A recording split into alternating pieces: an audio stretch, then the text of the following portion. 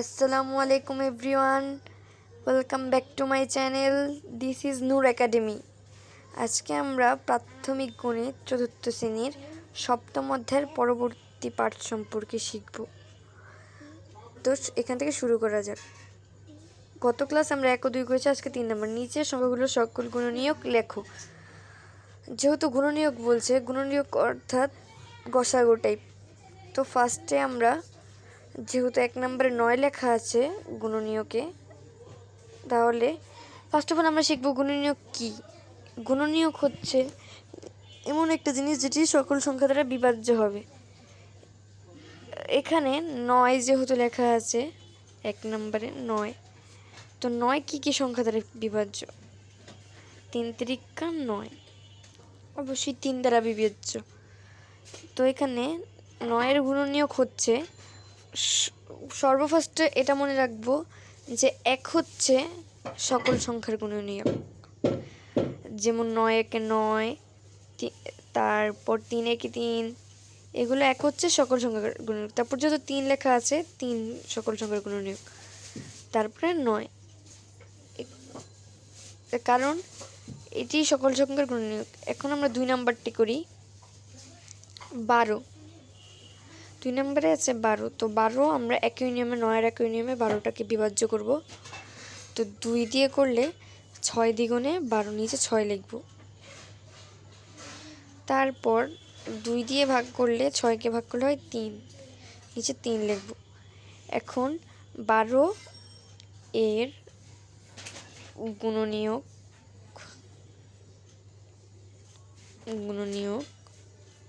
আমরা বের করলে পাই, ফার্স্টে 1 তো বলেছিলাম সকল সংখ্যার গুণনীয়ক, তারপর যত 2 আছে 2, তারপর এখানে 3 লেখা আছে।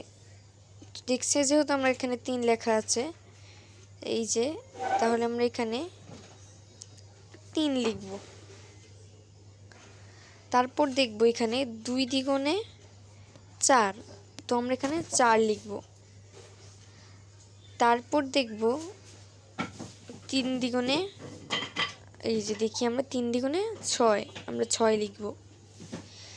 তারপর আর কোনো সংখ্যা দ্বারা বিভাজ্য যায় না। এরপর ডাইরেক্ট আমরা যেহেতু যায় না সেহেতু আমরা 12 লিখব।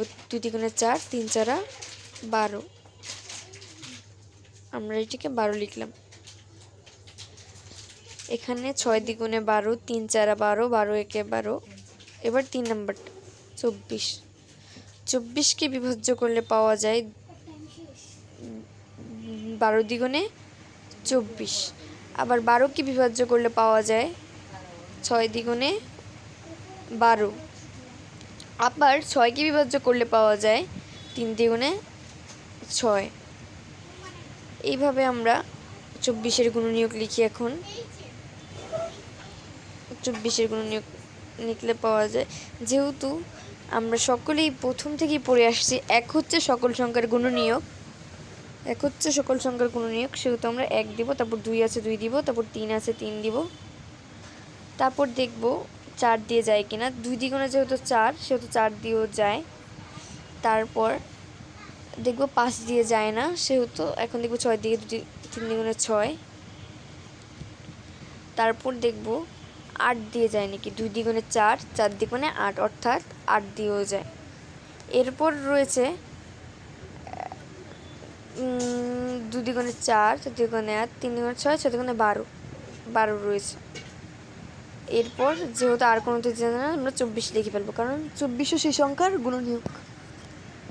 আমরা এভাবে 3টি অঙ্ক সলভ করলাম। এরপর আমরা পরবর্তী অঙ্কটি করব 4 নাম্বার। 4 নাম্বারে বলা আছে 30। দেখতে বড় সংখ্যা হলেও এটি সবচেয়ে সহজ। তোমরা আসলে নির্ণয় করি 30 দিয়ে করলে 15 দ্বিগুণে 30। তারপর 15কে ভাগ করলে হয়, যেহেতু 15 2 দিয়ে যায় না সেহেতু 3 দিয়ে যায়। 3 5 15 পড়েছি আমরা, সেহেতু সেটি নির্ণয় করলাম। এখন আমরা 30-এর গুণনীয়ক লিখব। 30-এর গুণনীয়কে ফার্স্টে আমরা জানি যে 1 হচ্ছে সকল সংখ্যার গুণনীয়ক। 1 হচ্ছে সকল সংখ্যার গুণনীয়ক, তা আমরা 1 লিখলাম। 1 লেখার পরে 2, আবার 3, আবার 5, যেহেতু 4 দিয়ে যায় না, 4 7 28 হয়, 30 হয় না, তাই আমরা 5 লিখব। তারপর দেখব 5 দ্বিগুণে 10, না 3 দ্বিগুণে 6, 5 দ্বিগুণে 10, তারপর 3 5 15, এবং শেষ মুহূর্তে আমরা 30 লিখব, কেননা আর কোনো সংখ্যা দিয়ে বিভাজ্য যাচ্ছে না, সেটা আমরা 30 লিখে ফেললাম। এভাবে